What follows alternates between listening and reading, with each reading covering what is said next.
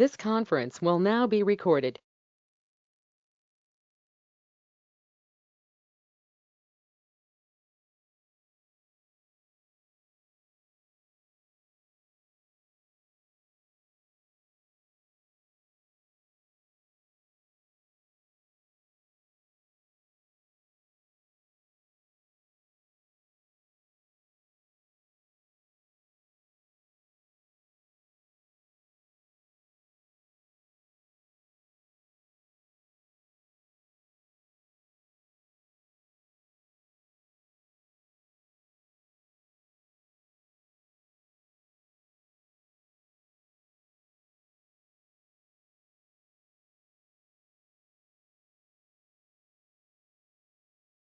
The minutes of our last meeting of July 28th.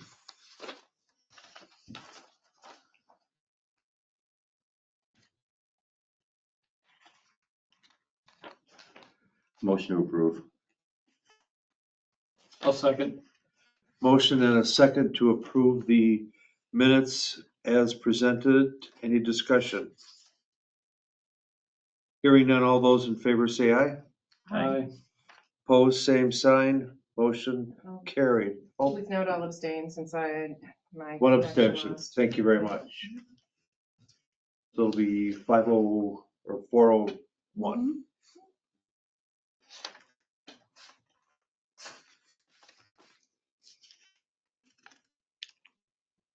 Chief's report.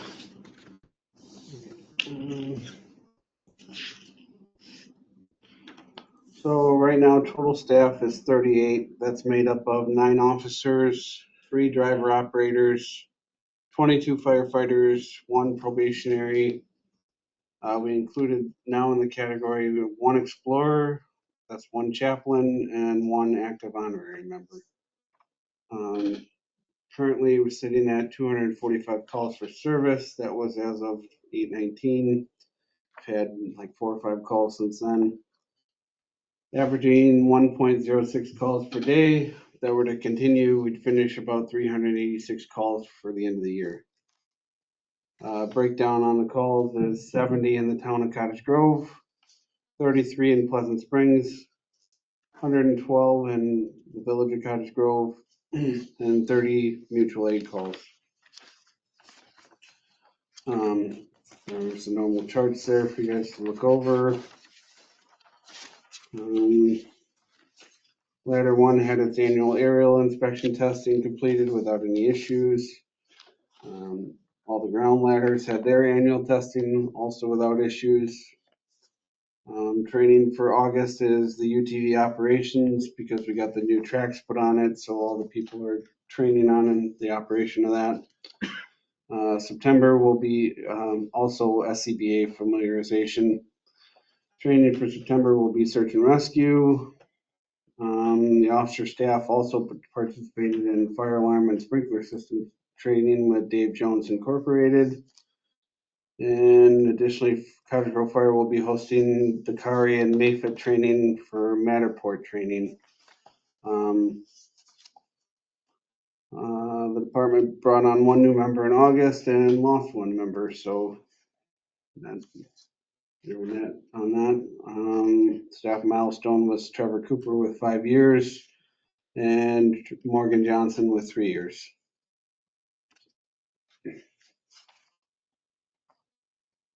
Any questions? Yeah, one question again, in your pie charts.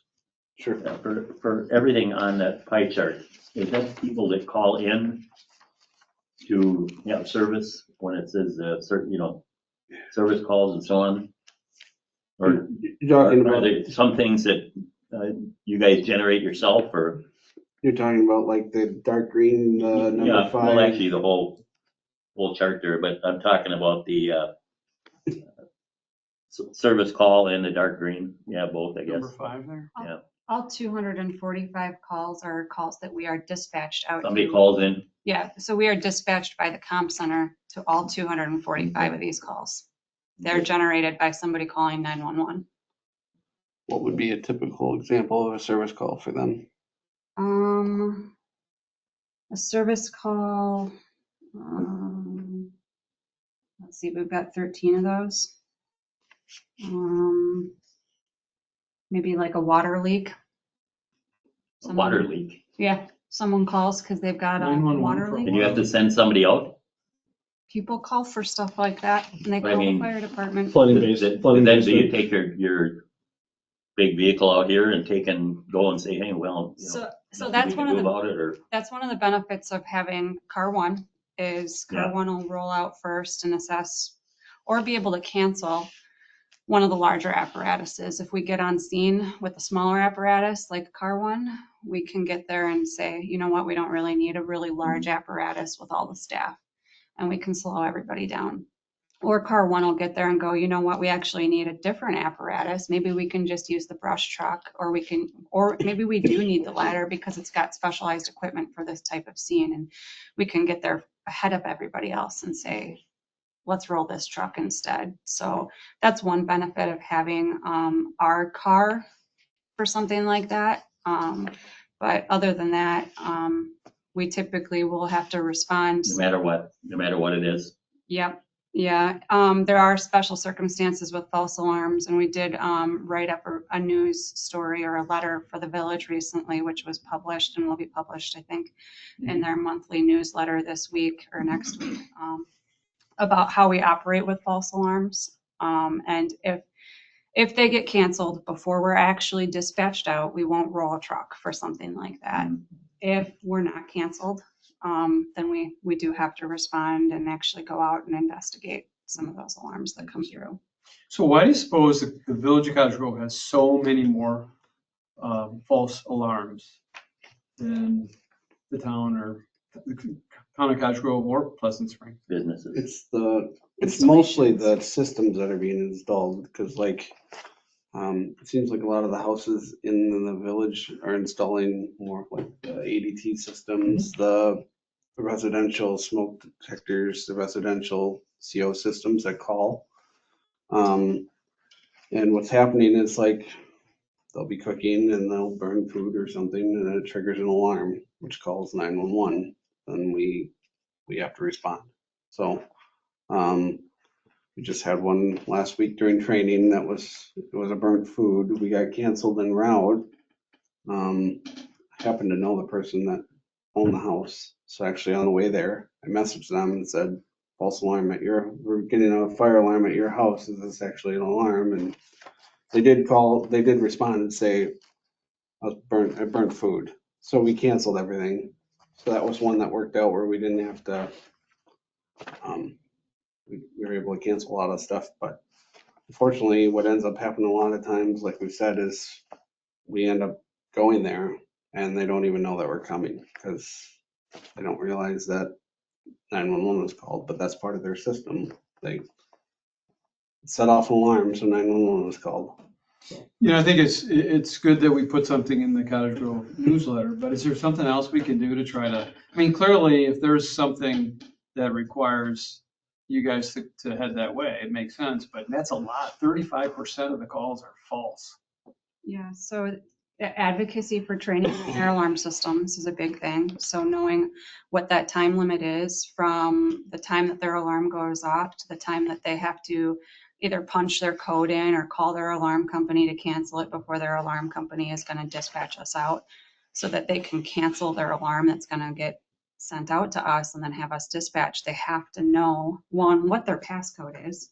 If they don't know their passcode, we're going to get dispatched out. No matter what. Yeah, and then they have to know what that time limit is. So if it's 30 seconds or 2 minutes or what that time limit is, just those are such important factors to understanding your alarm system. And people might not even know that stuff. They might install an alarm system and not even be educated on how it So you works. said sometimes you get dispatched and they don't even know you're on the way. Yeah. So do they have smoke detectors that don't have an audible signal to let them know, hey, there's a problem? Or, No, they typically oh, do. they do? Yeah. Okay. They do. So they silence it and they don't know that you guys are coming? And then the other thing to think about is what type of detector they have in their kitchens or in their houses, or what might be tripping that. So knowing what trips their alarm, where their alarms are located, what type of alarm they're using. Do they want to use a smoke detector, or they want to use a heat detector? Like, just understanding and working with their alarms companies on how to best set up their systems and what types of detectors they should be using throughout their houses could really maybe help eliminate some of those false alarms too. And I think we talk a little bit about that in this letter that's coming out. So I would say sharing that, like if all of you could share that and post it and spread that newsletter out, that might help a little bit, but And some of it's comes down to, even without having like an ADT or an MD or an electronic system, it's the education too. Like smoke detectors, they're not as cut and dry anymore. Like they have a bunch of different chirp codes on them.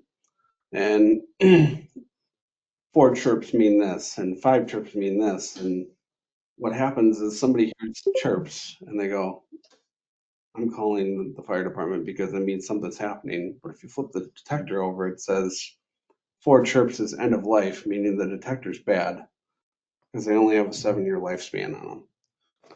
But if you flip it over, it says 2 chirps is a CO alarm and 3 chirps is a smoke detector. And, but most people don't get to that step. They go, I heard it chirp a few times, so it's got to be, let's just call 911 and be safe.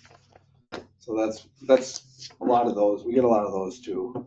And you get there, it's a bad detector, and sometimes you pull the detector down and it's like petrified dark yellow and it's 25 years old and it's like, But So this is an ongoing problem. So I think what's being done with the communication is, obviously about all we can do right now, but they don't need a permit. They don't need anything to put these in, right? So there isn't any review. So if someone puts in an automatic system that's going to call you guys, you don't even know if it's there. We don't even know that it happened, until we get called there. We are thinking about bringing back kind of like the new home packet, and that would be one thing that we would comment on. If you have a system, these are the things to be aware of. This is how you cancel, similar with other kind of stuff, village related. So that was something we did a while ago, but it's probably meaningful to bring back.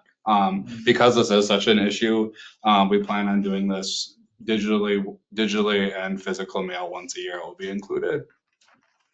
This is something you should do every month. I mean, I'm serious. If you got a paper you put out every month, We semi-annual. you know what I mean? Yeah. Yeah.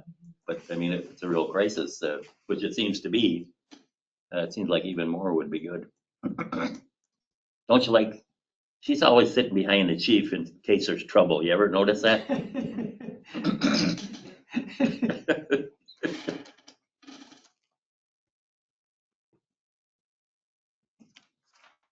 Anything else? Yeah, and I would actually take it one step further too, because there's another category, good intent calls. That's that's another category that we put in here. That's like somebody's driving by and they see something, so they call 911. That's like my car was overheating, so they called 911. They thought the car was on fire, but it's really somebody's car's overheating. Sometimes we get out there and we find that there's not even a car anymore because they've driven off, or somebody said there's a bunch of smoke coming from a house, but really by the time you get out there, it's like a dryer vent. Good intent was they thought that something bad was happening, but we get there, we find out it's nothing. So like if you look at the village's numbers, you got 33% are the false alarms, and then you look at the good intent calls, that's another 6.5%. So you're at almost 40% of your calls are not even real call. I would say not even real calls or false alarms or Yeah. not legitimate calls. So I mean, it becomes kind of an issue almost, But even the town's got the same issue, I think we have that because of the interstate. Yep. Yeah, it's like the see something, say something. Like if you didn't call and there was a problem, like Yeah. how horrible would you feel? It'd be much better if people were required, like when they call something in, they had to stop and stay there until responders showed up. It would minimize a lot of the issues that we have, but they don't.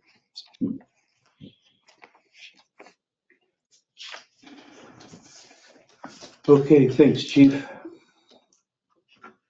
Update on future facility needs and the RFP ESP for the study. I simply put that on there just in case there was any comments or anything. The only update I have to share is, I know last meeting, you guys had kind of asked about what we were thinking for a price range. We, based off of some conversations, with some of the potential vendors, we were thinking it'd be around $30,000 or $40,000, which was a lot less than, we were anticipating the quotes to kind of come back. I believe September 18th is when proposals are requested to be back by. So then that would be, you guys would be able to be part of that decision process for that September meeting, for ultimately deciding on the vendor to go with, as well as both the town and village. I know there's some preliminary discussion about cost share, but I don't know if there's been any final decisions on what has been decided.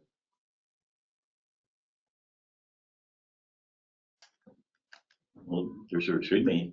What's that?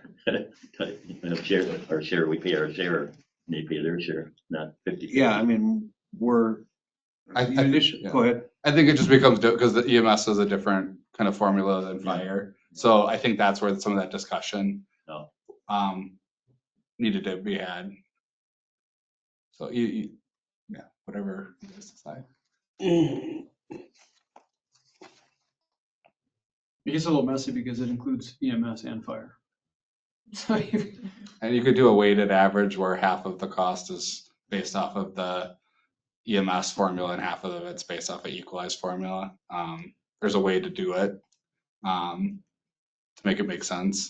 So you're saying 50% of the cost would be broken out based on the EMS operating costs formula, and 50% would be broken out based on the joint fire. You have to almost be the CPA to figure it out. That seems reasonable to me. I mean, the operating costs are split out based on formula, and if you took it and split it 50-50. So I'll go ahead and I'm a little bit ahead of myself. We'll put something on for next meeting then, because we'll have had a chance to look at it at both boards. Right. Something should be on time for our second meeting of the month, right? I believe.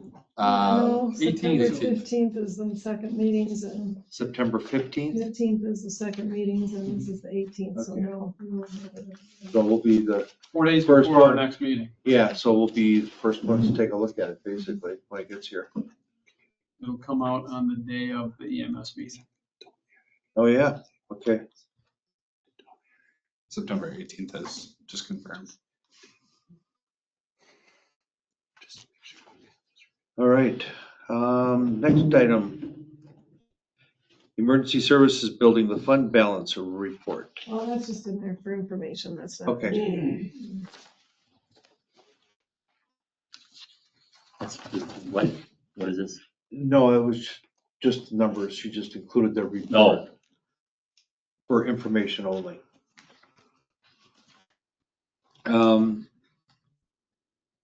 Next item, update on the mold remediation downstairs. It was completed. Looks like they did a good job. So we got an invoice, which we submitted to Kim a few weeks ago. Yeah, I signed the, So okay. It was, I don't know if you guys see the invoice for the It remediation. was like $5,000. Yeah, it was like 52 and change, I believe, so. so is there something permanent down there now? Not that's yet. one of the upcoming Oh, agenda okay. items that we're talking about. It was bad. All right, next item, So that gets paid out of 34,000, the ESB property repair fund. That's what covers that $5,000. It's up to you guys. To be discussed. Yeah, that's up to you Is that guys. on the line here? I think it'd be appropriate to talk about that when we get to H. Okay.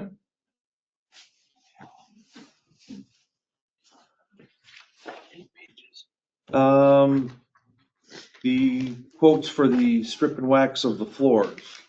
Should have some quotes in front of you. Where did we go with Steve?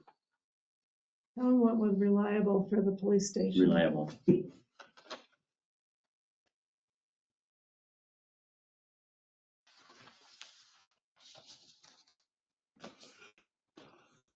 They did a nice job. They haven't done it yet. Oh, they haven't done it yet. No,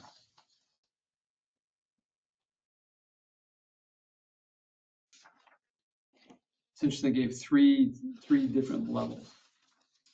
What Yeah. level did you guys go with? we went with the second one, didn't we? The one they recommend?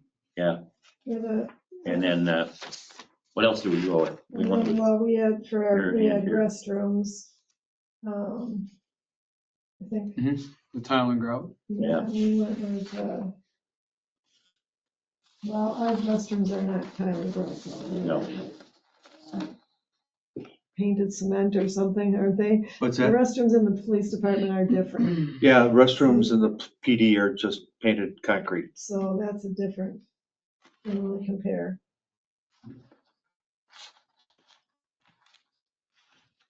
So it's $2,000, almost $2,000 extra to color the grout, color stain the grout. Is it, I haven't looked at it, is the grout that bad? I mean, I don't think it's ever been done, so it's. But it's a uniform gray color, I'm assuming, I would- aged I look. would assume so, yeah, I think so. Chief Lang is on, he got the pricing on the quoting for the floors, so I think he can answer more questions on the flooring.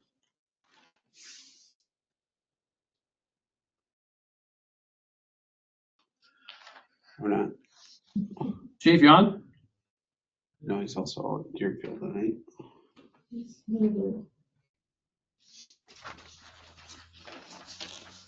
So Clean Mark did not give a quote on the bathrooms, or does that include?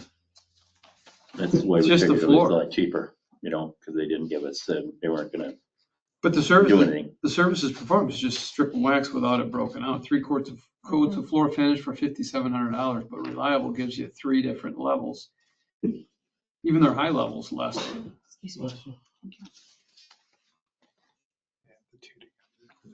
And even on the Reliable is highlighting that as recommended for the Because there's 2 pages. floor stripping.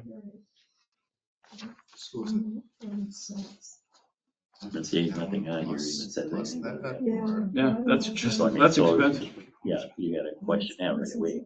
totally, That's not, we were looking at doing it. right.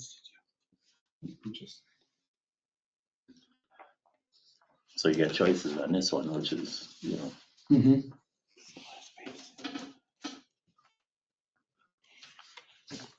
So this is a discuss and consider? Yeah. I'm sure. Yeah, provide some info on the quotes that were provided. Get on the schedule to get it, because it's not going to. The, I think in the reliable one, do you have to add those 2 together? Yeah. So it would actually be like pretty close to the same. No, because if you look at the other one from Clean Mark, the scope of work is strip and wax. It does, She's available. He's on now. go ahead, chief. Can you hear me speaking now? Yep. Yeah, similar to what I said at the town meeting is CleanMark didn't come with a tape measure nor a pad of paper or a pencil. They relied upon us to provide them with the information. I don't know that the service that we're going to get from CleanMark is going to be the same as that we're going to get from Reliable. And it was asked of them to do the extra coating on the bathrooms simply because they haven't been done in 30 years. And you can see that there's tons of accumulated grit, and we'd want to protect that after we cleaned it.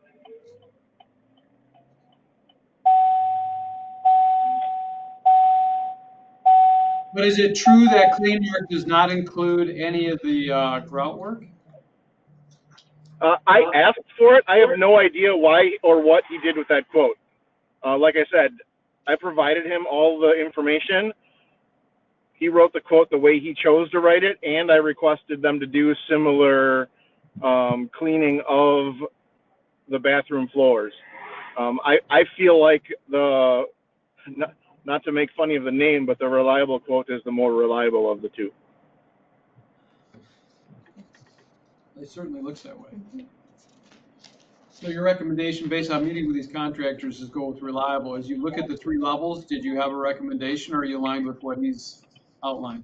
I aligned with what they recommended to us, where it was middle of the road for the floors and then the premium or vice versa, however it worked out. Whatever they recommended in their bolded is the way I would go. It's interesting on the tile and grout restoration, he's suggesting the bolded ones, which I don't understand how he does it, but he's got the vestibule and the tile inserts are the good. The small restroom and the large restroom is the new look and best protection, and then the kitchen is the good. So he's got 3 categories in the good and 2 on the best. If you say Yeah, that's, I think it's based off of perceived use, because we have carpets in the vestibule, so that covers up the majority of those. And then the bathrooms are eligible for whatever stains a bathroom could get put onto it. so if I add those together on the tile, it's $3,434. You guys see what I'm talking about? I do.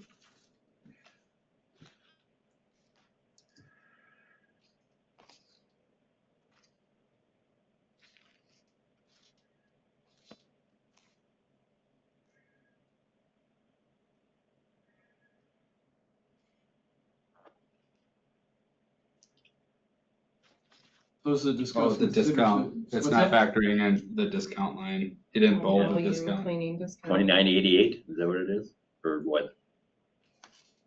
Recommended in bold for the 2? Now, what did he have for the credit? I don't, 365.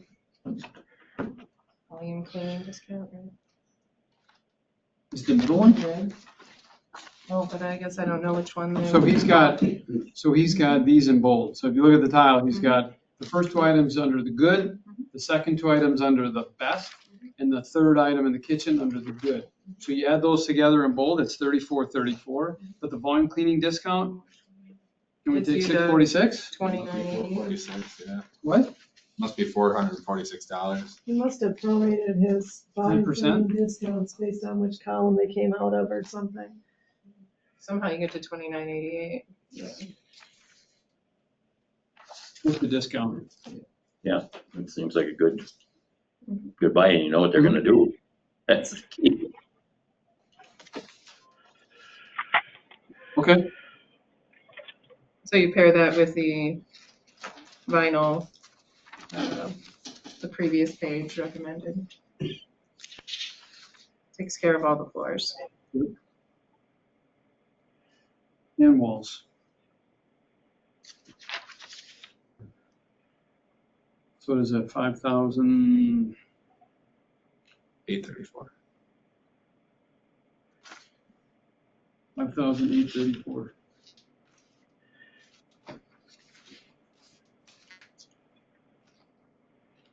Do you need a motion on that, Steve? Well, yes, I will. But, I'm still trying to wrap my head around the quote for the restrooms.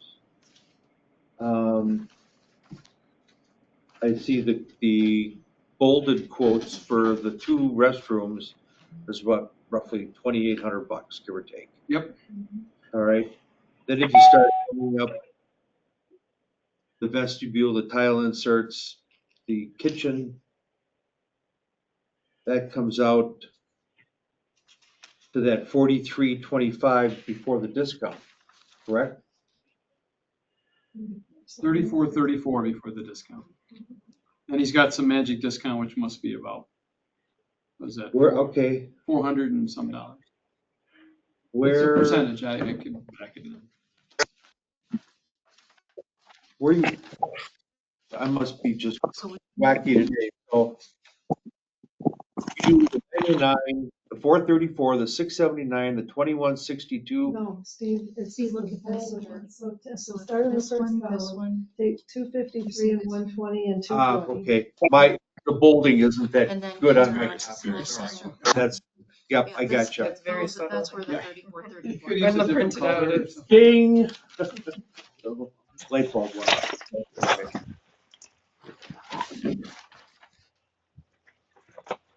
Peter, I'll entertain a motion. I will make a motion to utilize Reliable Floor Care to do the tile and floor repairs or upgrade cleaning. So doing the vinyl tile using their better recommendation of $2,846, and then using the combination for the tile and grout restoration of their good, better, best in the bold, which comes out to the $29.88 that they've got in their proposal. I would second that motion. Can I ask if that will be from unassigned or from the care funds? I will make the repair fund.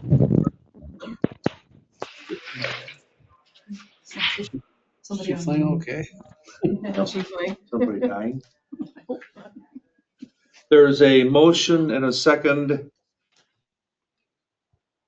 to approve the bids as Peter stated. I need to restate. No, We're no, good. we're good. All those in favor signify by, oh, and the cost to be taken from the building repair fund. All those in favor say aye. Aye. Opposed, same sign. Motion carries.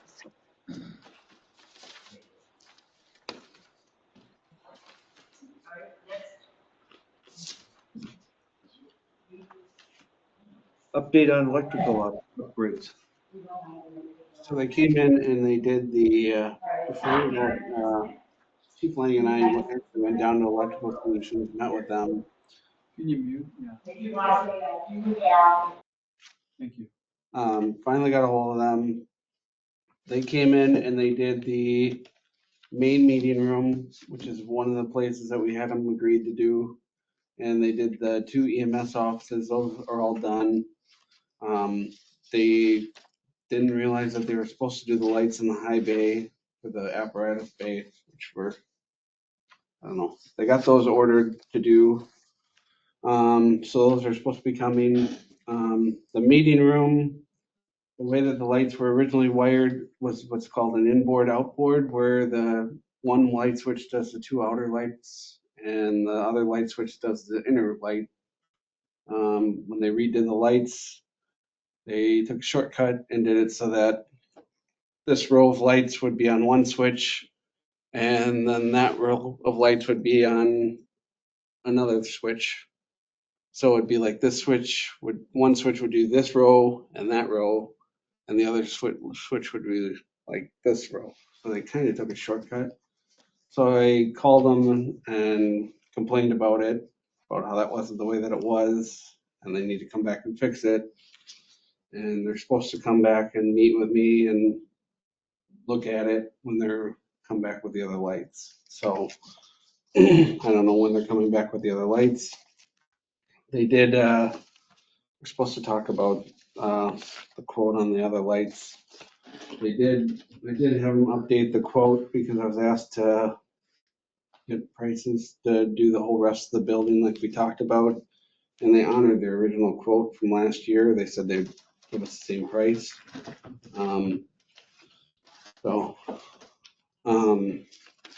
Which vendor was that? Electrical That was Solutions? Electrical Solutions. But it's been kind of an ordeal to get them to do what they were supposed to, so, Electrical Solutions. yes, So you haven't been happy with them as a vendor, is what you're saying? not particularly. Not this time. I mean, they've been doing They've work. been doing work, they built the building, and they've been doing work for us forever. But they've gone through a few new owners, but I think the issue is, so, Craig doesn't own it anymore. Oh, he doesn't? I don't know if you knew that or not. Craig doesn't own it for a few years now. Yeah. So, So they've been sold. Oh, really? No kidding, eh? Yeah, Craig used to live in the township and, Yeah. you know, was Johnny on the spot, you know? Hmm. You know, like that lawyer commercial from Milwaukee, one call does it all. That was I it? mean, that was Electrical Solutions forever, you know? So, yeah, I guess we could talk about the quotes at the next agenda item, but for the updates, the new bulbs have been installed for the quotes, but there's some repairs that have to be made based on those jobs still. So those are LED 4-footers that were rewired to be ballastless, or they use the existing They're ballast? ballastless, they're all ballast bypass. So the ballasts have been bypassed? Okay, Yep. good. Yep. And that's both of these quoted with the direct color, right? No Yeah. ballast. The village uses Nichols and is really happy with them. Is that your preference on the two quotes, is to go with Nichols as the provider? I think looking at the two quotes, I guess when we talked about them, I think we'd be willing to try it. I mean, based on the remaining work that has to be done, Nichols is actually gonna come out a little bit cheaper.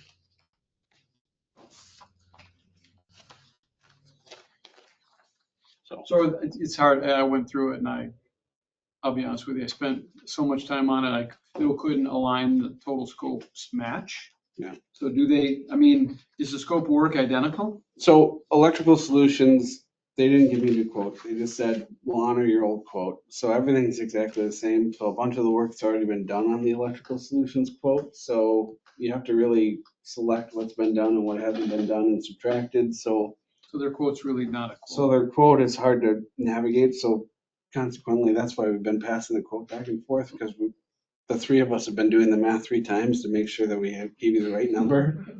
So between the three of us, the number 24,630. 24,630 is the number that Electrical Solutions has left to do. So that's the remaining scope that they didn't already. Okay. Yeah. 24,630 would be Electrical Solutions. And Nichols didn't come back out and rebid. I just had them refresh what they did. Mhm.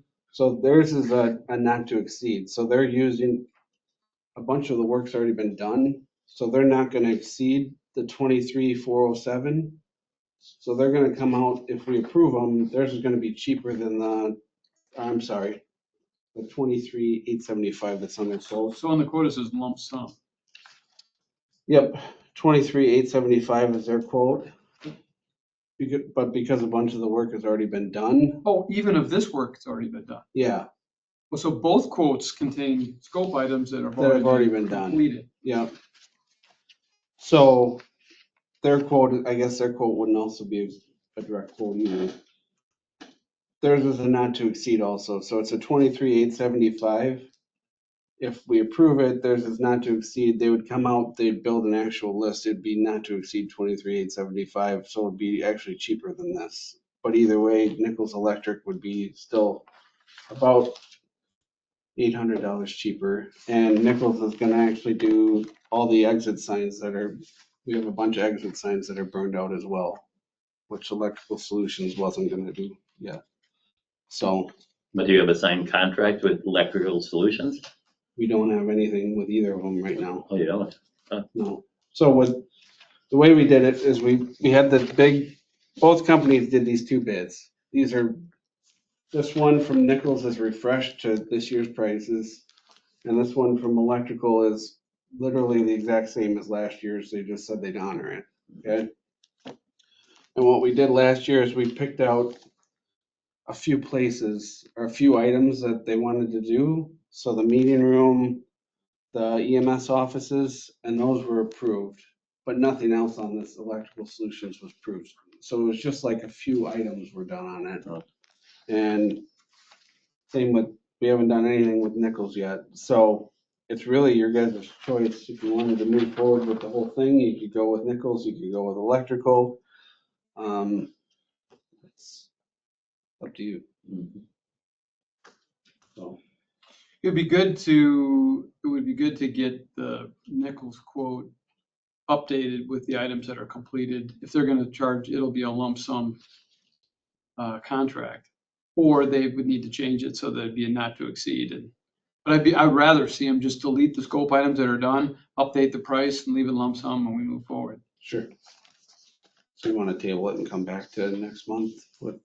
They'd have to come out here, wouldn't they? They have to come back out and redo it. Yep. I think that's the best way of getting the actual price. Yeah, if in the meantime, we can get Electrical Solutions to wrap up the things that they need to come fix, that would be ideal. I know it's been hard to work with them, but before they update what they need to do on this contract, or at least. They're supposed to. Is the high bays, that Electrical Solutions, the high bays I didn't see on here. Yeah, so the deal with the high bays was like they installed the high bays before any of these were being done. Okay, And like 2 of them burned out like right at the end of the warranty period. And they were supposed to order them and they said that they did. And then they never came and installed them. okay. And then here we are sitting on them and they've never been done. So because we kind of called them out on it while we're doing this other stuff, they said that because they messed up, they're gonna get the high bays coming and they'll replace them now, I guess. So I don't know. No, that's fine. I did not remember because it's been so long that, Yeah. and when They you didn't- mentioned they it again didn't about remember the, They forgot about it. the warranty work, basically, so. Well, as long as you guys know what's going on, which you seem to, I mean, it's, Yeah, so like, I think it's like 5-6 years ago, the apparatus bay had those really big high pressure sodium lights in them that took 5 minutes. You turn them on, they take forever to, like the old gym lights. Yeah. And then they all got replaced with these LED high bay lights. And like right at the end of the warranty, like 2 or 3 of them burned out. And they were supposed to replace them, but they just forgot about them. So Electrical Solutions is responsible for completing the high bay work. Yeah. Based on what was done before and the warranty stuff that they have to Yeah, follow. they said they would do it. Okay. so we're gonna put this in abeyance till next meeting, or? Yeah, so in other words, do we even want Electrical Solutions to revamp their bid for the remaining work? Or do we want Nichols to be basically sole source to provide the bid for the remaining work that needs to be done? I think based on the 2 quotes, based on the experience you've had with Electrical Solutions and the ownership change and the problem that that's brought, and the fact that they are the low bid, and I don't know if we need to go through another formal bid process as far as, No, you got 2 quotes. I would say. You can choose what you want. Yeah, I would say we have Nichols update their quote to include taking out the items that are already complete, update that quote, and bring it back for next month. We should be thinking about that that's gonna be part of the ESB repair fund. It's gonna have to come out of there, right? But you're thinking it's probably gonna be a lot less than their bid, right? I mean, several of the items have been done. Already so done, yeah. I'm guessing it's gonna be a couple 20K. thousand. You know, It'll still be 20K from, I'm guessing 3,000 to 5,000 less than what's on there probably. Yeah. Bucks a buck. that's right. Um, I don't think we have to vote on that, Well, do we? I guess maybe we should go ahead and formalize some action here, so future Recommend entities would, that yeah. they come back for, I make a motion that, was it Nichols Yes, comes back with an actual inventory of what they have left to do. okay. And I would second that motion. We have a motion and a second to have Nichols Electric come back for the ESB quote rebid and then present their information to us for our next meeting. Absolutely. Any discussion? Hearing none, all those in favor say aye. Aye. Opposed, same sign, motion carried.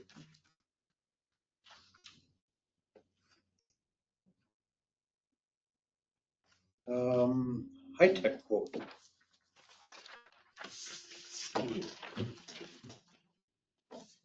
So this is one that Chief Lane got. I was out of town at the time. Basically, this is for the Emergency Operations Center. It was an option to prevent mold from happening again. There's a few things going on in that room.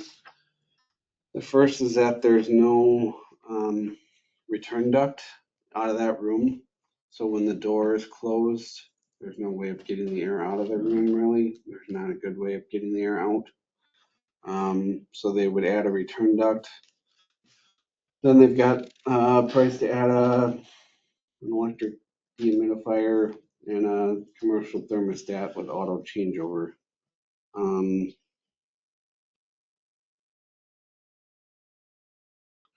I don't know. I got an opinion. I think it's a little pricey personally for what they want to do. I think we could solve some of it by locking the thermostats back up so people don't put it in a way that, big part of the problem was somebody put the thermostat in a mode that it shouldn't have been in and set it in a way that it shouldn't have been set in, and that caused a lot of the problem.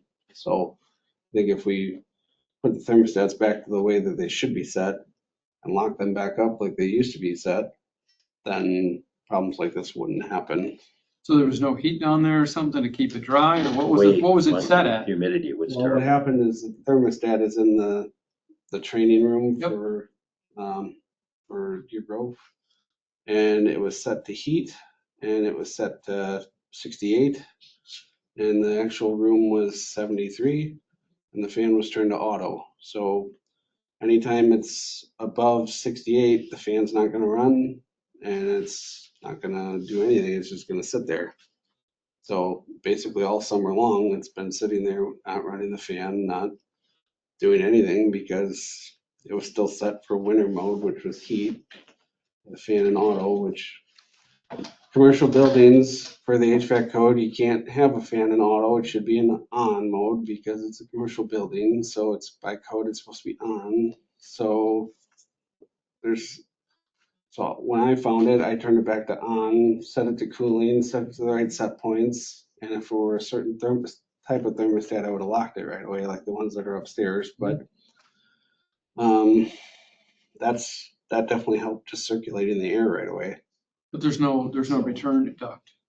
So would you say adding a return duct and locking down, having a thermostat with a locking cover so you can leave that I think fan on all the I time? think adding the return duct would be helpful. We could change it, that we could put a locking thermostat cover on it. I think that would be helpful. I don't know why 30 years in, we need to add this dehumidifier. This first year we've had mold. I mean, Why not just buying a little dehumidifier you put down there right, rather than going through the whole system, right? so, There's full-time people there every day. It's something, a good one, you wouldn't probably have to check for a week or so or better. A reasonable one, you I know. think if we just turned it on and ran the fan, the main air conditioner would run and dehumidify it like it should. Yeah. Do we have some kind of liability now that we know that there's developed a mold problem and then we have people working in this, and what steps have we taken to make sure that doesn't happen again? I just want to make sure we don't, like, we want it to be a healthy work environment for people that are there. Yeah, Well, I mean, I understand what you're saying, but just setting the thermostat right would make it so. But who works down that area? Really nobody. emergency government. We're down there Once a month, right? a couple, sometimes 2 times. But the point is, it's being ruined down the basement. I mean, would a dehumidifier help? Sure. I mean, yeah, it just That to me is a lot Seems like easier solution overkill. than. seems like. I mean, to me, if Fine, whole it system. doesn't have return air, that's a pretty big miss in the HVAC design as it is. Yeah. So I would say, or ask if you think having to update the code to add the return duct and just putting in a locking thermostat so that and then, if we were to buy fire on top of that, we could. I think it'd be beneficial to know what each component of the quote actually costs rather than a blanket quote. That's a good point. Because the dehumidifier was actually part of the recommendation from the primary person from Paul Davis that did the remediation, recommended having a dehumidifier in there to definitively prevent something like this from happening again. Well, it'd be good to get this broken out. I mean, a ducted dehumidifier is gonna cost a lot more than a standalone one, for sure. But it'd be good to get it broken out. So maybe they should come back with an actual bid itemized. Yeah. You think there's plenty of time? Yeah, this came through at the last minute, just enough time to get it into the packet without being able to analyze it further and get more information. I would make a motion that High Tech comes back with a itemized plan for our next meeting. I'll second that. Motion by Mike, second by Peter to go ahead and have High Tech revamp their bid to more of a detailed one and have it to us for our next meeting. Is there any discussion? Hearing none, all those in favor say aye. Aye. Opposed, same sign, motion carried. Userman Plumbing. We had 3 vendors come, we were told, part of the thing we were told to do was get stuff for items that were starting to wear out in the building. We had 3 vendors come in and look at all the toilets, whether they needed to be repaired or replaced. Only one of the 3 vendors actually gave us a quote, and that was Uselman. The other one was Mr. Toilet. They did not actually give us a quote after reaching out to them several times. And the other company was Pertzborn, which they probably would have given us a quote, but they needed a bunch of stuff filled out in order. They've never done business with the village or with a town, so they needed all kinds of paperwork filled out just to give us a quote. So we didn't end up getting one in time. So this price is to replace pretty much all the toilets in the building, that the existing toilets, and to go with new ones. I think they found that, I think rather than rebuilding them, I think it was more beneficial to end up just replacing them is what they found. So. Did the other 2 vendors kind of give you that same general feeling that replacing the toilets in kind would be better than just rebuilding Yeah, the that's valves what and it the seemed like. gaskets? Yeah. You should also see a water and sewer cost savings based off of kind of the continuous usage report that we took a look at the village. It looks like it runs more frequent than this type of business. Are these the high Should run. efficiency, what is it? Not high efficiency. Yeah, These, flush. there's just some of the, like, so there's sometimes where there's continuous usage. So, the way the village monitors utility, we have, it pings out to our census site. And so we can see if a house leaves there, a hose on, we can see continuous usage and we can reach out and be kind of proactive. For this building, it's a little bit more than we would expect it to be, given the amount of fixtures. So these toilets could, I should say, cause cost savings, just with some efficiency there. But the continuous run is probably leaky valves, that sort of stuff. So rebuild and put new valves in could certainly do that. Porcelain normally doesn't go bad, but if the labor and the materials is cheaper to do the verbatim replacement, I totally get that this might be the most beneficial. It doesn't look like the parts in the toilets are very expensive, really, No. but Oh, I the thought- maintenance I to thought- do them is about the same. I think Uselman is a good, honest company. Mm-hmm. They've been around a long time.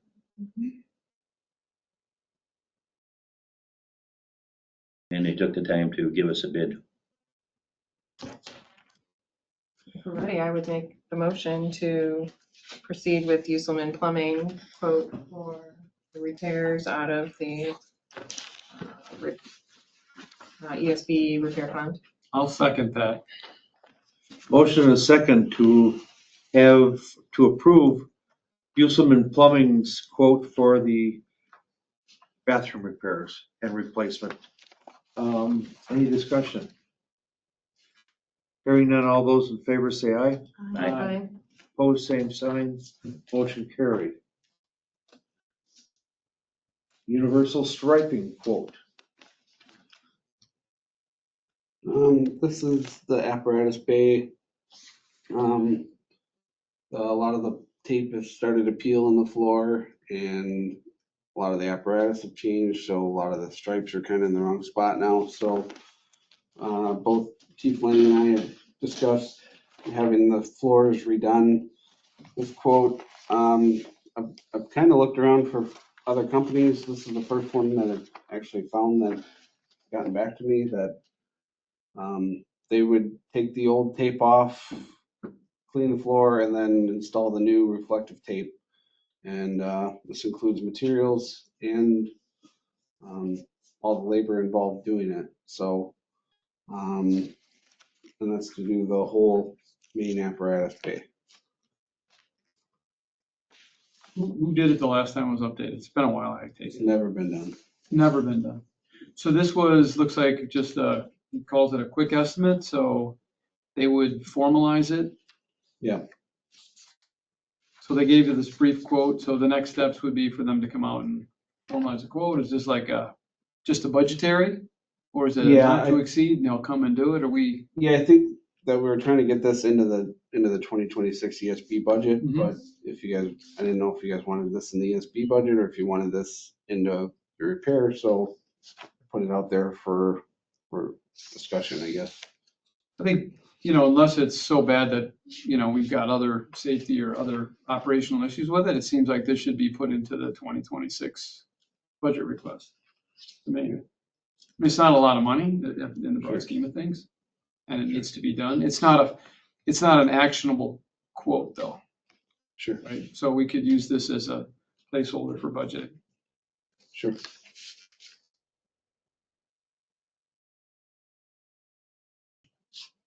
But I would say I'd want to see it in the 2026 budget. This makes a lot of sense too. I Do next year.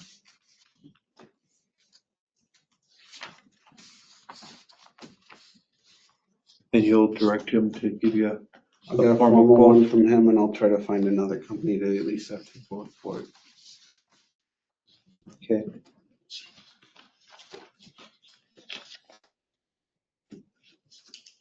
All right. Next item, discuss and consider the 2026 ESB budget.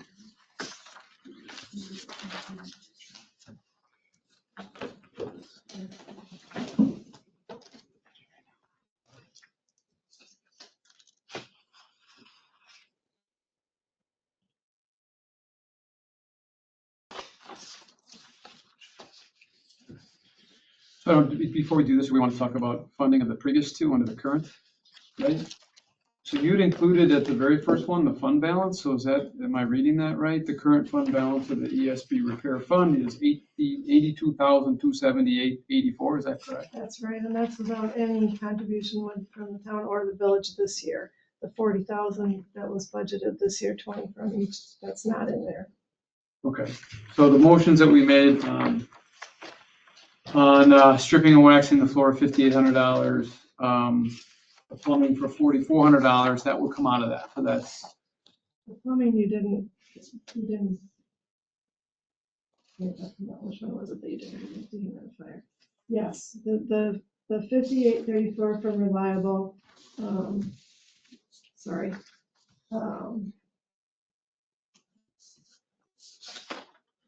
Right, those two are the only ones who actually approved. I'm sorry, I'm obviously.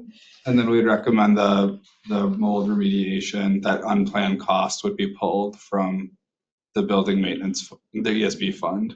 So we didn't talk about that, but you're talking about the 5,000 whatever. Yeah, that would, so do we need to have it's not an agenda, but, and the work's been done.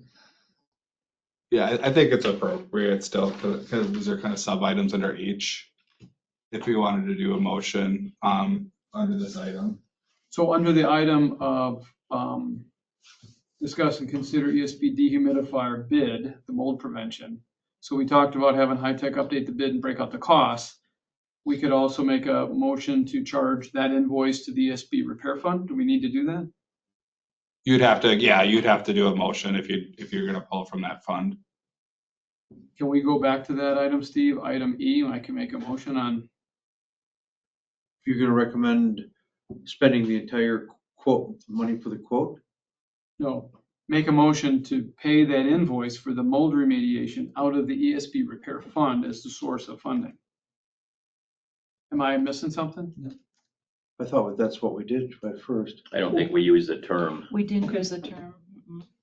Okay, Second. That's on E? No, so that, what was that? I'll do invoice? 7A. 7A. What's that? 7A. 7A, oh, I'm sorry. Under 7A, the mold remediation was complete. The invoice was how much? 5279, I thought. Something like that.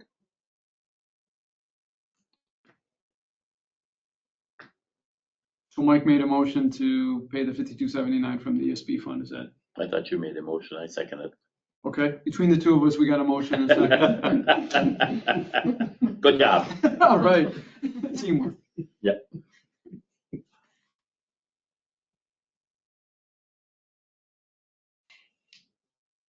And you want it to come out of where? The ESP repair fund.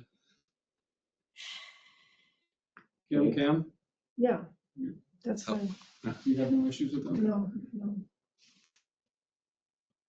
We just redo the motion, I mean, or do reserve. I mean, yeah, yes, we can, but I don't know if we have to undo the previous one or this is just a clarification perhaps. This is under A, mold remediation completed discussion It was item. just an update. There was no motion on that. You didn't make a Oh. motion. Okay, So on that update, you could, I think you could. Thank you. legitimately take a motion to Okay, thank you, Kim. pay it that way, yeah. there's a motion and a second to approve the remediation corrections, to pay the remediation quote from the ESP repair fund. The bill. Is there any discussion?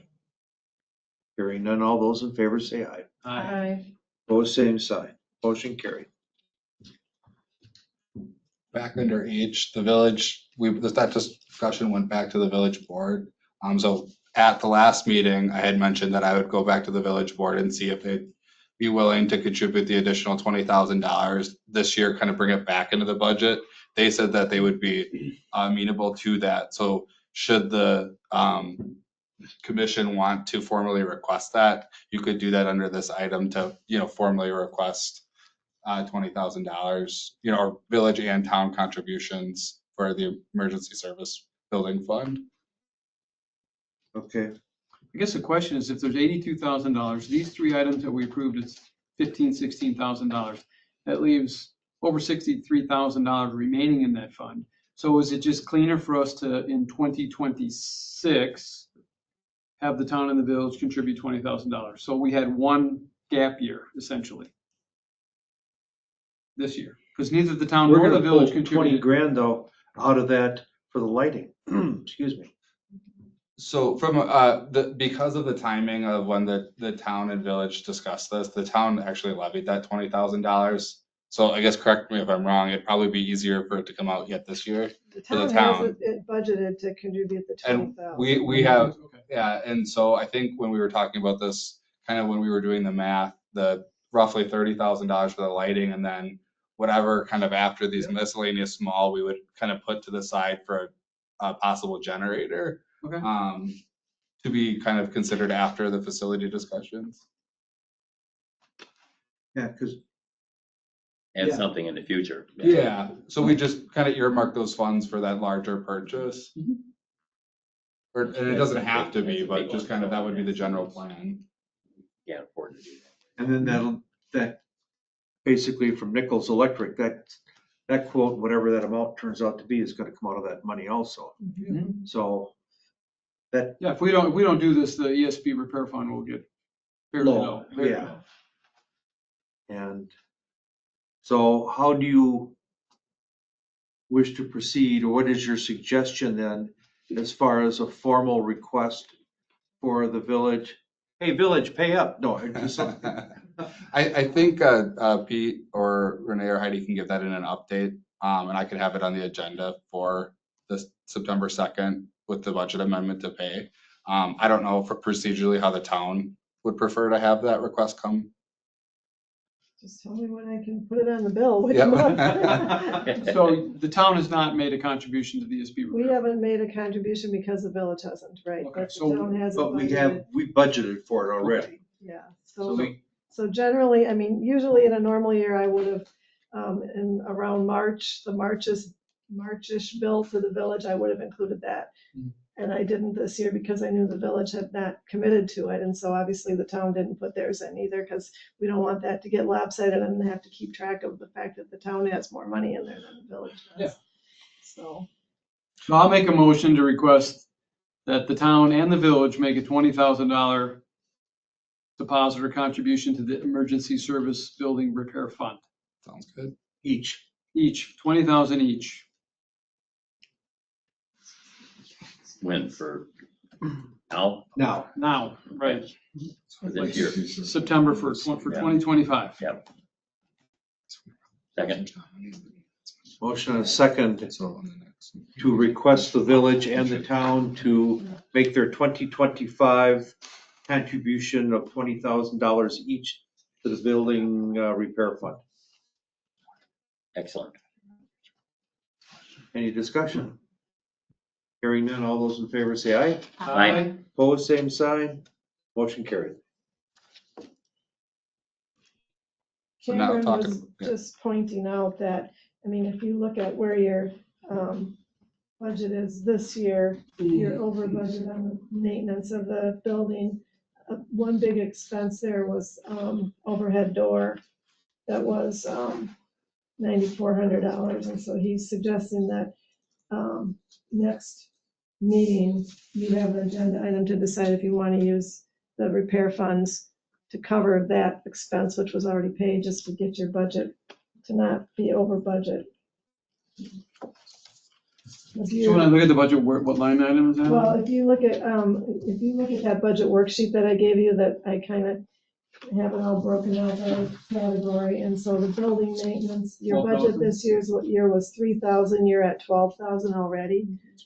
So you had this $9,400 expense for Because of the door. overhead door. You also had a $2,100 expense from Peak garage doors. I don't remember honestly what those were, maybe you guys do. The one was, well, the overhead door, I think, was all the garage door openers got replaced. Oh, that's right. And then Peak Garage was the garage door down for car 79 got replaced, I believe. Is that what garage door was broken or something? So, I mean, between the two of those, it's about 11,500 of your maintenance. And one of those were more, the 94 was more truly what I would imagine would come out of the building fund. The 21 is, in my opinion, more of a maintenance operating line item. It was broke. Yeah, because it was broke, but like a replacement. And I think that was what a lot of the discussion was last year. What is a repair, what is maintenance? Yeah, and when and what should come out of what buckets.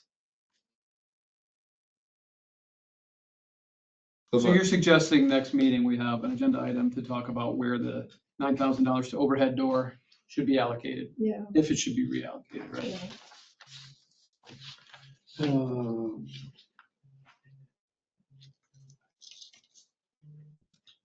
So that's for next agenda. Yeah. Right? And so for this specific item, talking about the 26 budget now. Yeah.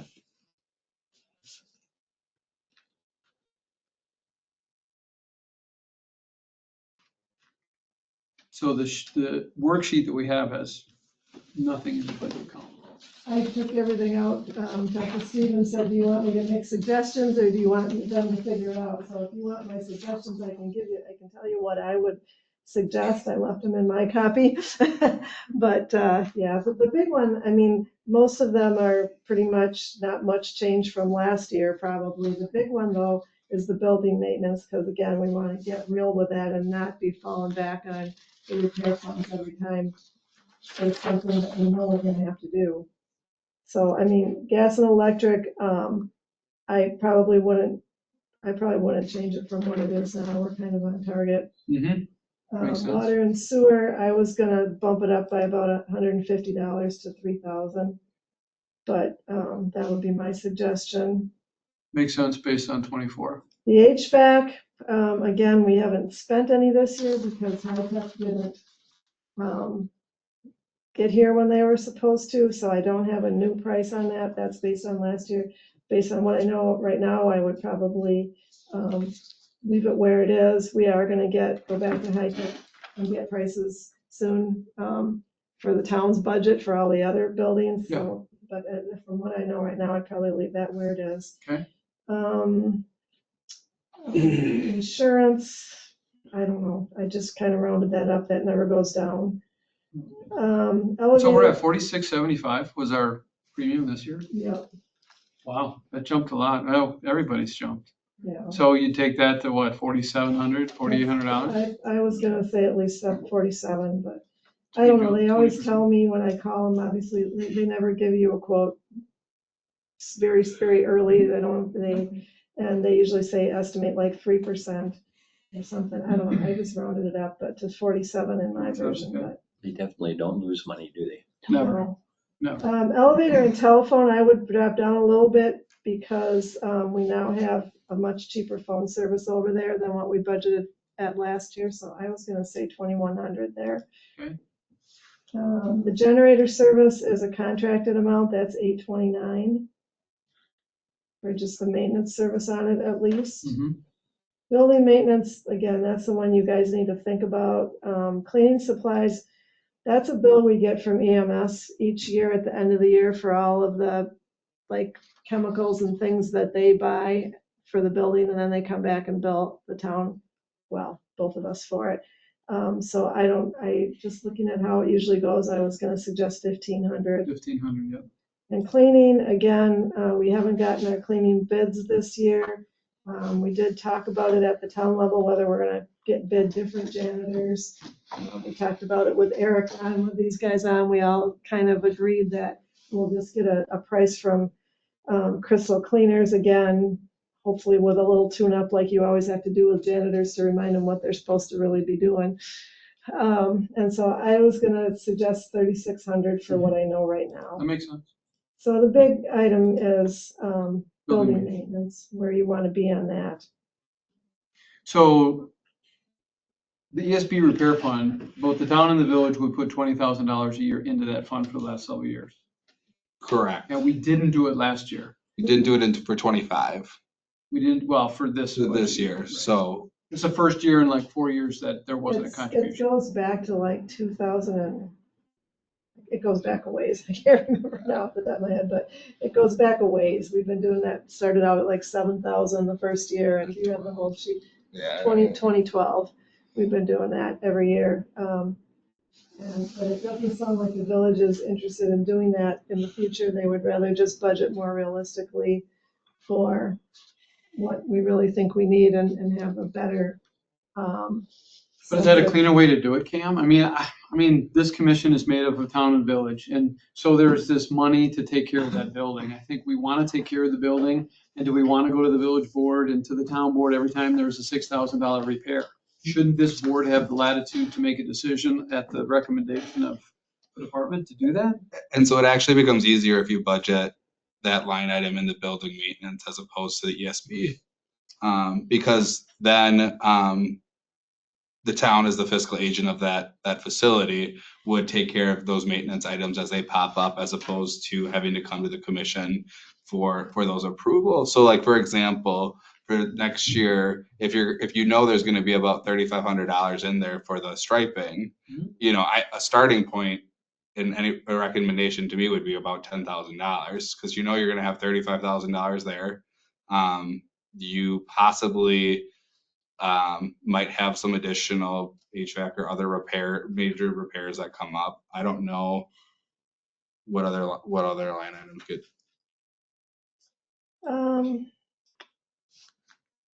Just looking back, Yeah, on the maintenance there back in 23, it was about what it is this year, 12,735. Is that the same thing, buying all kinds of yeah, but then. the chemicals? other You don't thing have to need do it every look at year. Is on the bottom of the page, you also see the other expenses that were funded by the ESB repair fund or grants, and looking way back.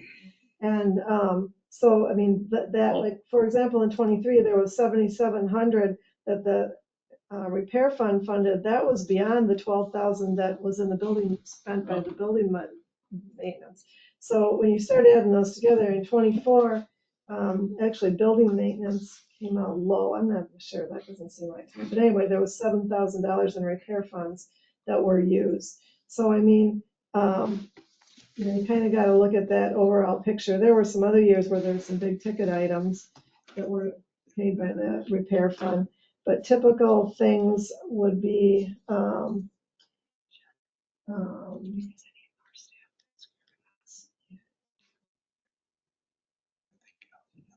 yeah, I mean, it's all over. One year there were some roofing repairs, there was electrical repairs, Dvorak pumping. One year Tile with Style came in there and did a bunch of work on some tile floors downstairs. And so I don't want to disconnect this from the other discussion. So part of the reasons why we're going, or why it was recommended to go away from cash funding, that was to help alleviate the pressure of the pay-per-call.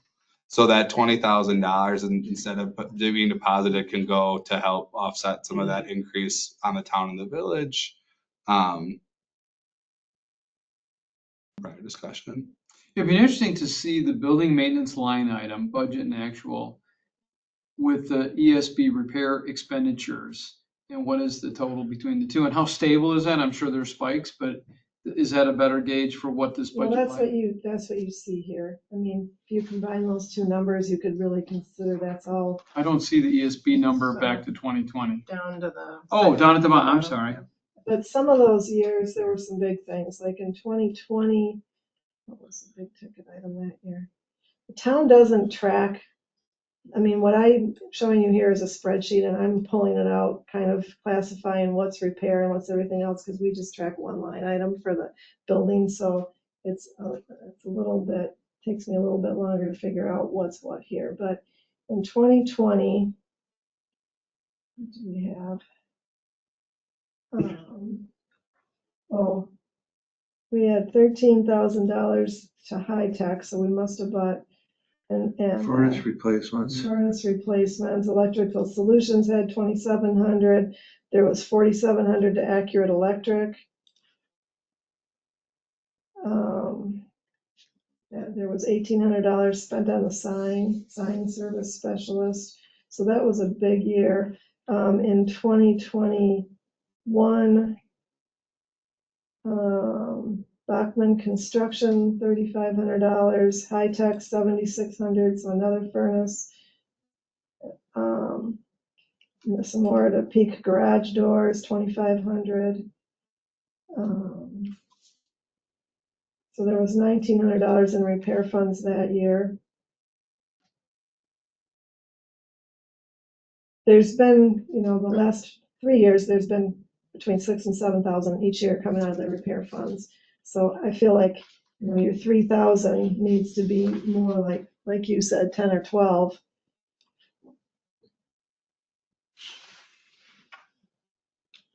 But you budgeted all that time, 40,000 during that time, or that's the ESB repair fund? And we never went over budget on those? No, every year we've budgeted to contribute another 40,000 to the fund, but as far as expenditures, we've only been budgeting about $3,000 worth of expense in building maintenance, but we've been spending more like 7 or 8 on average. And so where this 10-ish. became a confusion last year is when the light proposals first came, the village's understanding that that's what that emergency repair fund was for. But when it came to the village request from a budgetary perspective, it was asked as a separate capital item along with the $20,000 contributions to the emergency service fund. So there had just become some sense of confusion about what are those funds going to be pulled down for if this wasn't an example of that instance. And then that has since morphed into a way to provide some relief for the pay per call model. So you're not putting money away anymore. So instead of $20,000, and some of it you might use on maintenance, but some of it's getting stocked away for later, just pay for what maintenance you're gonna do, and that rest is available for pay per call.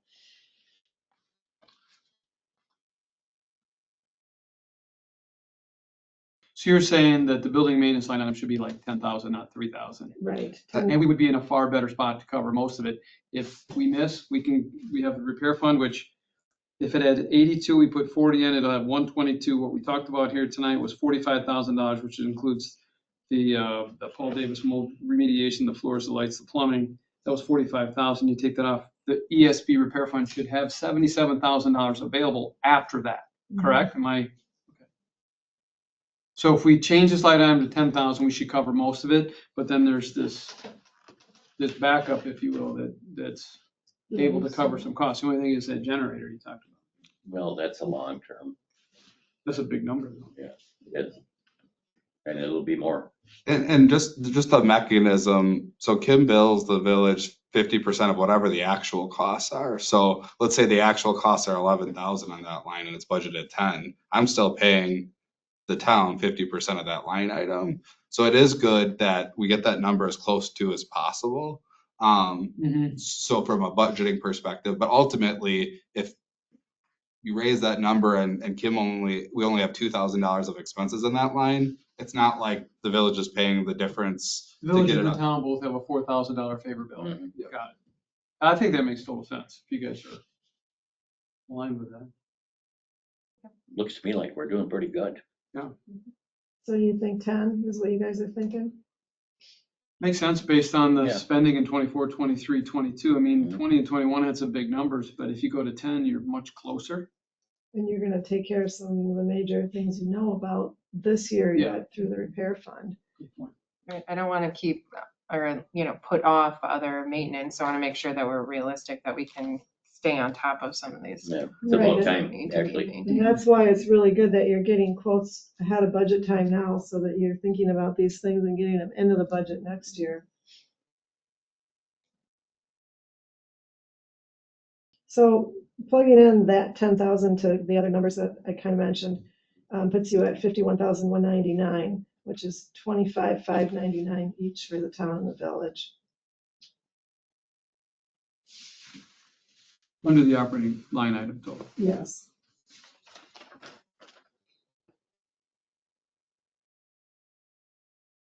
And I don't know if there's anything capital, What did you say it was 51 what? 51,199, Is the 2026 operating budget yes.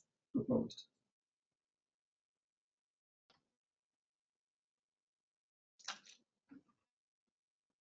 There's nothing capital proposed, is there?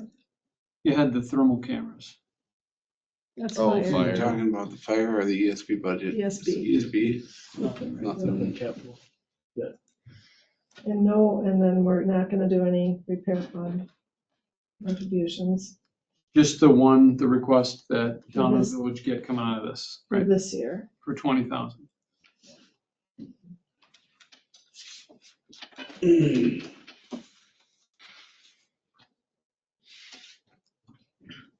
I have a question for everybody.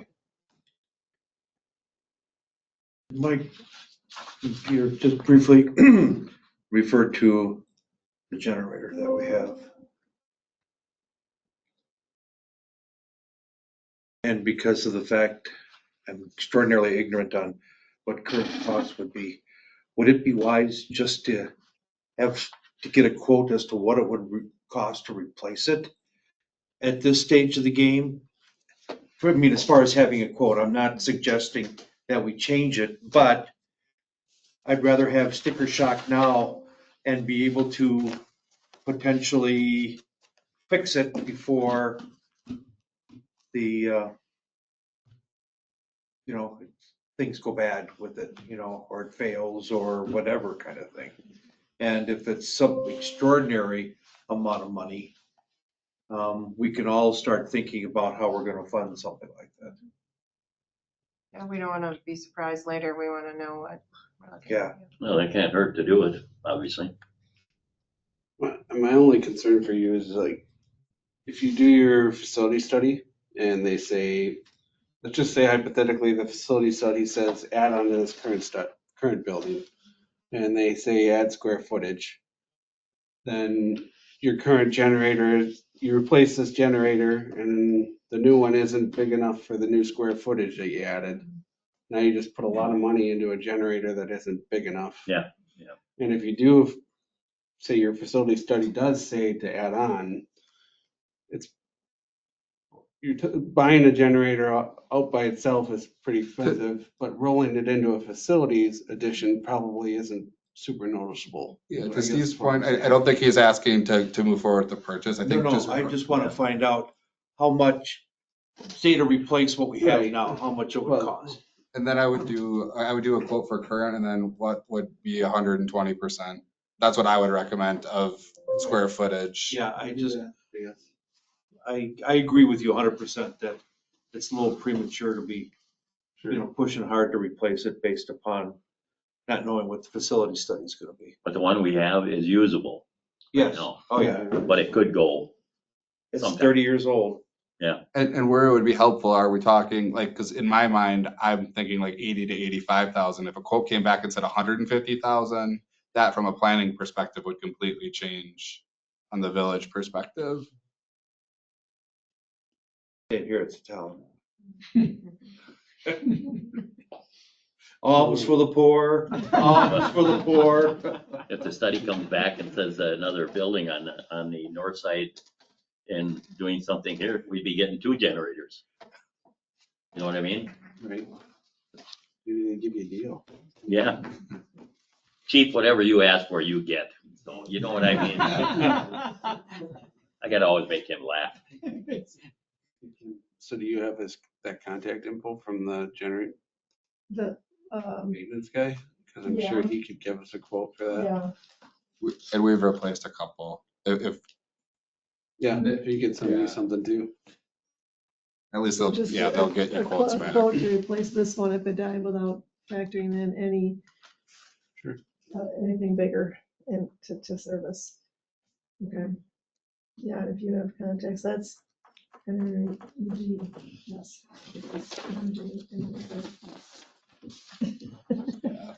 I agree.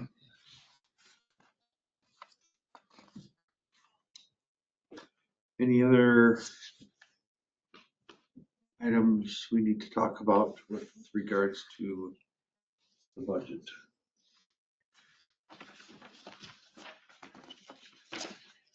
Do we need a motion to make that the 10,000 for the building budget? I think it's the complete budget we talked, because there was a couple line items can be changed, so.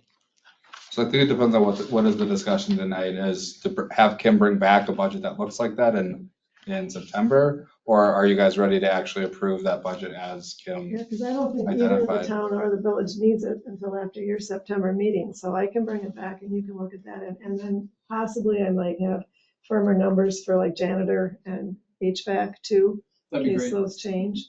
So, you can take one more run at it without breaking any of us up. Perfect. I guess I would entertain a motion to table till the next meeting. I'll make that motion. And I'll second. Motion and a second to table the budget discussions and approval till the September meeting. Any discussion? Hearing none, all those in favor say aye. Aye. Opposed, same sign. Motion carried. Discuss fire inspection fees.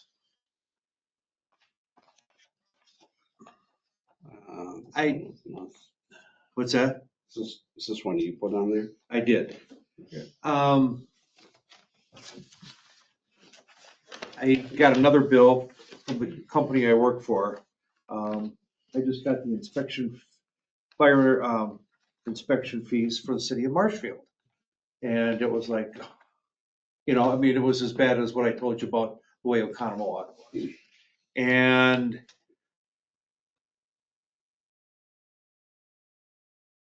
although I become kind of convinced that maybe we're truly, especially seeing we're doing annual, which is what both Marshfield and Oconomowoc are, that maybe if people are in agreement, we actually look at truly charging what other cities are charging. And apparently, from what you said, it's by the square foot, you know, for fire inspection fees instead of our one size fits all kind of thing. So what were the fees you were talking about? What, The fire department, when they do their inspection of your building, okay, they charge by the square foot. mhm. My facility in Economowoc, they charged me almost $3,000. Holy Christ, you gotta be kidding me. Maybe, and that's not uncommon. I mean, I don't And you're believe, talking warehouse type stuff. well, it's a large square foot Yeah, building, but but I'm just, what are you inspecting there even, really? all the lights, whether or not your Yeah. sprinklers are working, all of the kinds of things that the buildings are supposed to have. But my point being is that I just really think we need to examine what we charge and, Well, the thing is, we don't charge anything. huh? Thing is, we don't charge anything. So, yeah, And both, and the fire department doesn't have the ability to charge anybody anything. So Yeah. the town is gonna have to do the billing, and we'd have to develop a village. whole system of who the customers are. I mean, we're talking tens of thousands of dollars every year in income or more, for the fees. And and I mean, especially like for you guys in the village with some of the larger businesses, And what I kind of thought this was a great way to fund capital. So, or a way to fund future capital purchases where you could do one of two ways. You could reduce what, we would just turn those over to pay our fire invoices that are sent from the town, or those could be deposited into a fund to pay for future capital. The problem is we have facilities in the village that are 10,000 square foot, and we're gonna have a facility in the village that's 3 million square feet. And so that's going to take a week to, so we want to just make sure that we're appropriately charging the taxpayer shouldn't be burdening, the residential taxpayer should not be burdened by the cost to inspect those buildings. So it's appropriately assigning those costs to the people who are actually utilizing that service. So that's where that came up. I asked that if it makes sense for there to be the town and the village to have a similar fee structure. So if it's, and I haven't done any research on the cost, but if it's $5 a square foot, my hope would that the town and the village has the same fee schedule. And so I think at this point, we're really looking for guidance. Is that something that Nick and his team are researching, or is that something that you want Kim and I to do research on and bring an eventual recommendation? So you probably already have somewhat of a customer base because of your sewer and water. We don't. Mhm. That's a whole new, for us to be billing any commercial properties for anybody, that's a whole new customer base, that's a whole new venture for us. agreed. However, the fire department's already identified these buildings or these Right. businesses. Right. So, We'd have to just develop that customer base and, assign, that would be another job for somebody once a year to send those bills out. yes, we need a whole bunch more You're somebody. talking about the annual fire inspections. Correct. And we'd probably charge it on the tax bill as a Yeah, special I don't know charge. if Ask if you yeah, could I just would put it wonder on the if you could tax do bill. that or not. Then it would be easier for the customer. I can tell you, Economowoc sent me a bill.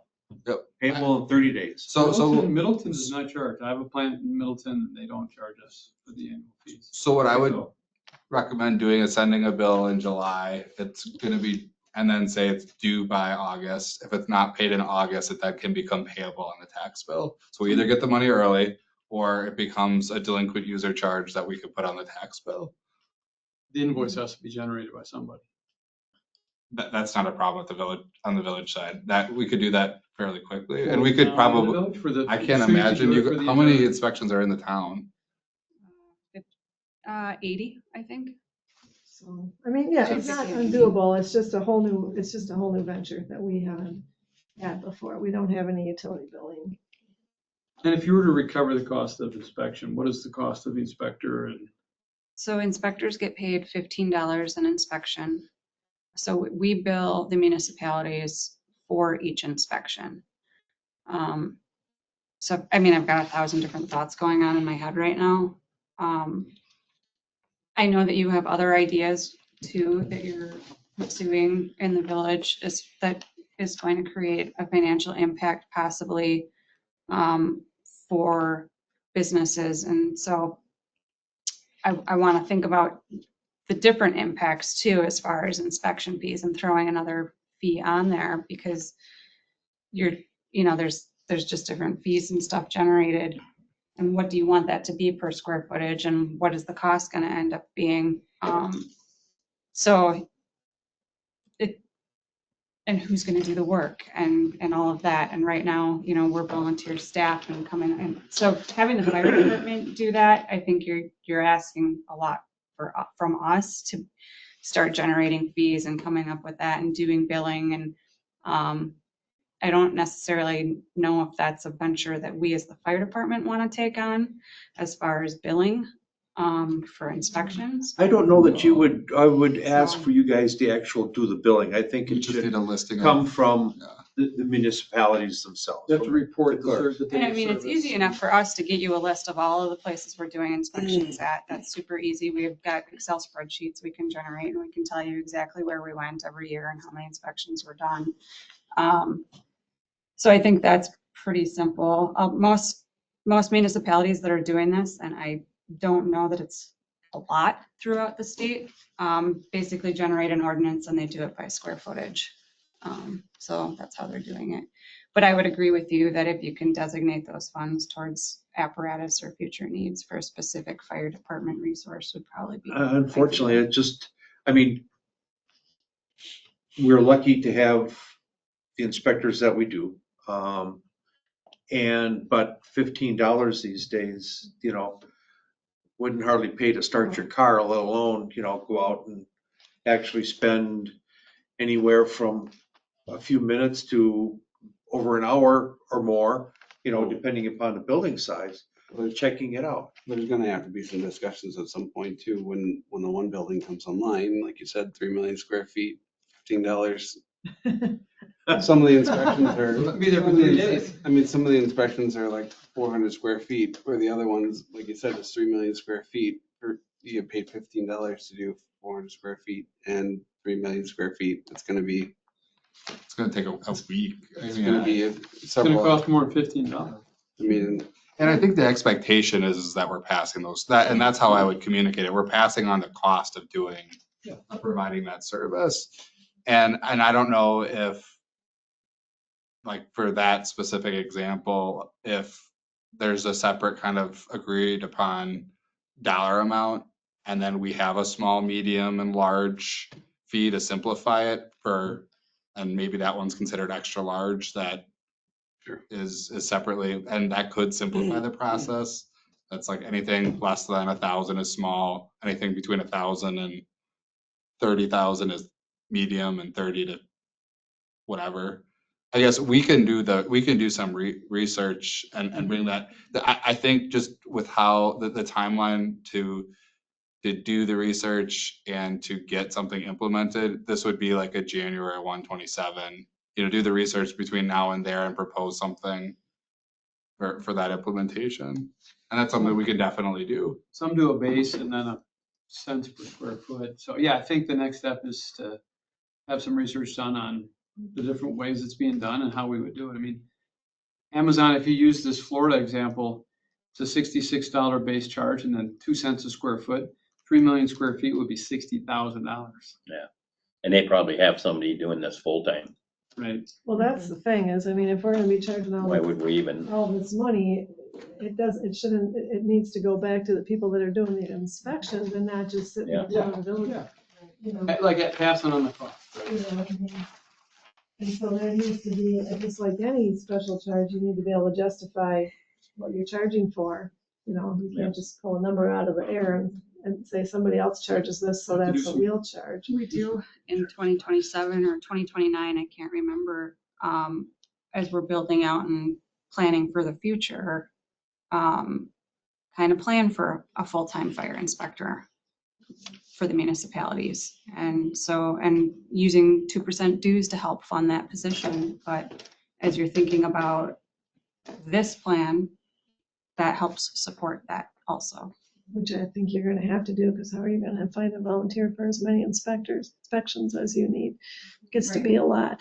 So right now we've got 8 certified state licensed fire inspectors, which is unusual for a volunteer fire department. But we are all licensed with the state. And typically you just have people who are designated by the chief. Most fire departments just have a fire inspector designated by the chief to do fire inspections. But with our fire department, we actually have people who are licensed by the state. So, and there's 8 of them. And so they divide up all 356 occupancies in the district between the 8 of them and go out and get those inspections done. So kind of to move this forward, like I found last January's meeting with chief and the town and the village extremely helpful in the planning for 26. I think that could kind of be the kickoff to these discussions. Kind of get to the end of the year and start working towards a possible recommendation, and do some research if the commission's on board. So you're saying that you would take that on, doing the research on various scenarios and figuring out how to best pass on these costs to the. Yeah, and then I'll touch base because I don't want to affect the town business more than the village. So I'll work with Kim to see if there's any unusual situations for certain town businesses that I'm might be more happy to affected. check. I might have facilities in a whole lot of cities, and so I can work from the municipalities that I'm familiar with and just provide input also. That'd be you know. super helpful. Yeah. But I guess, the main thing is, do all of you, or would all of you support potentially modifying our fire inspection fee schedule? I mean, if we don't have a consensus, I guess, obviously we won't have everybody move forward, but if there's a general consensus that, we could potentially support something like this. I think any information is good about anything. You don't have to do anything with it, but my thing is, like you just said, getting the cost back. We're looking at it to make profit. It's 2 different things. So I miss what you're saying. Well, you said the cost, No, I'm saying, you know what I mean? I think for taxpayers and businesses in our communities, we're not talking about this is a profit center. We should be passing on the cost to inspect, right? That's what we're talking about.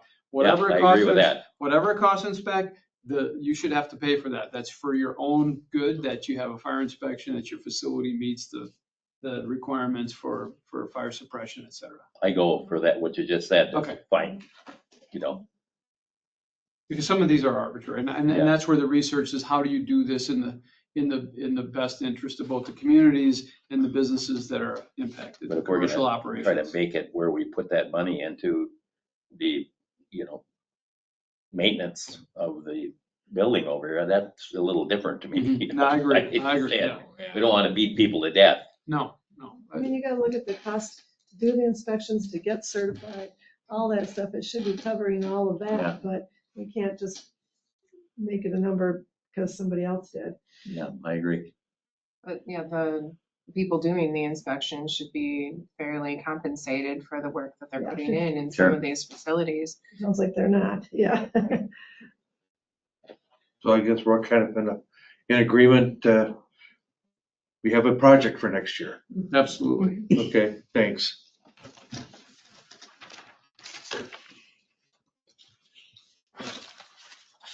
Turning the page.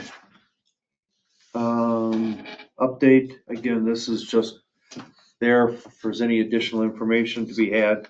Update on the village and town board recommendations regarding the 2026 Cottage Grove fire budget to include pay-per-call staffing.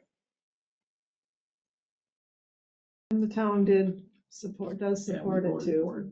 We did as well. The village did as well. So, We got to keep the people. Mm-hmm.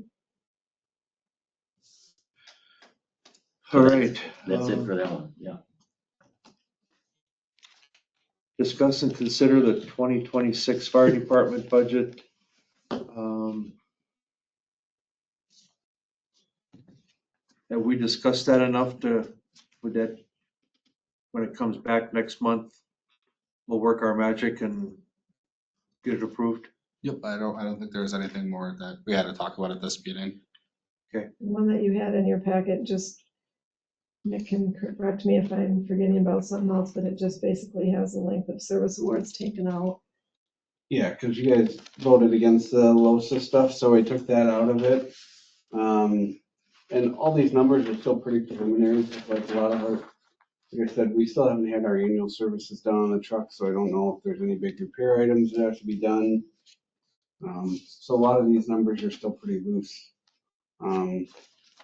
Rough figures, so, but I'll try to trim it up as best as we can for the actual approval at the next month's meeting, along with explanations as to why numbers are where they are. So. Okay.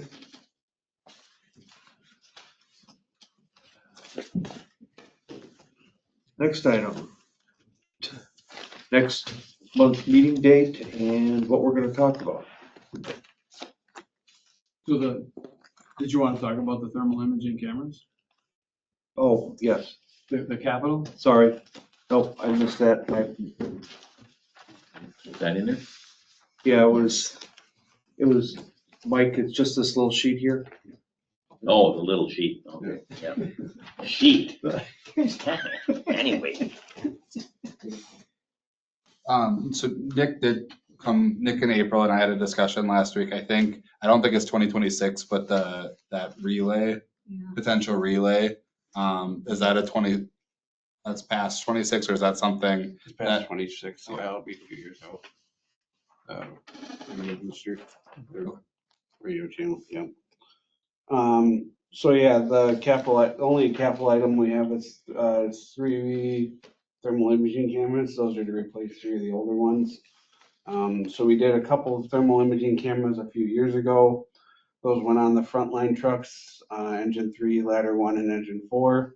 These 3 would replace the ones on the more the backline trucks, the squad, brush, and car 1, to bring those up so they're all the same camera. Because those are the older They ones. currently have cameras, but they're just older technology, correct? We have 6 total right now? Yep. 3 new, 3 old. This replaces the 3 old ones? Correct. And those old ones have no value? Might be able to sell a couple of them on surplus, but I don't know how much you'll get for them. Okay. And is there any grants or anything we can get for that kind of equipment? We can try applying for some. And we always try applying for stuff, but Okay. no guarantees. Okay. So. Makes sense. What were some of the ones that you applied for this last time?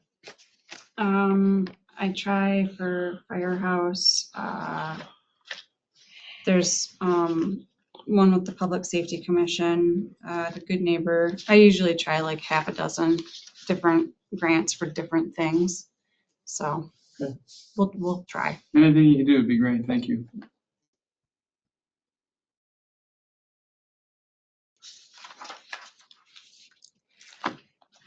Will this then be added to the budget request, the formal budget request for next month then? Yeah, Okay. The capital split 50/50? Is that how capital? It's still the prorated. yeah, anything that's not emergency building service related is split based. Building 5149, everything else is by the formula? So the town owns the building 5149, but we split cost 50/50.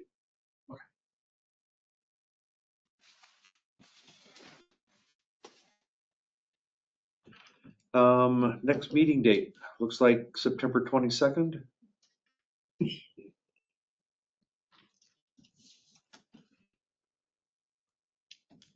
September.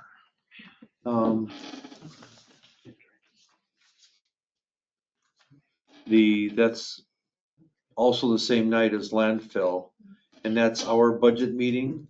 We try and we'll probably take up the whole 30 minutes for a change there by the time we get the annual report and everything, so just to want to make everybody aware, sometimes we've run 5 or 10 minutes late, so if we don't start directly at 6:30 that day, hopefully it won't be a bother to anyone, so. So we plan on 6:30 that night for, Sounds good.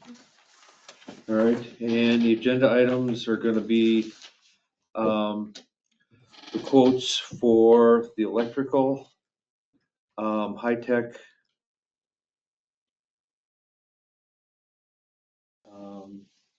plumbing we approved.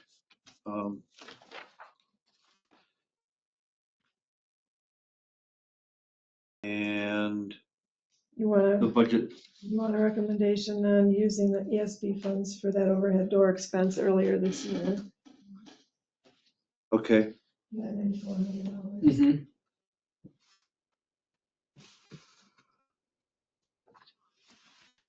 Do you want us to have generator quotes for that agenda, or what, at what point? do you want Um, we could put it on there, just, I'll make it an agenda item. If we don't have anything back, we'll just skip it or whatever, so.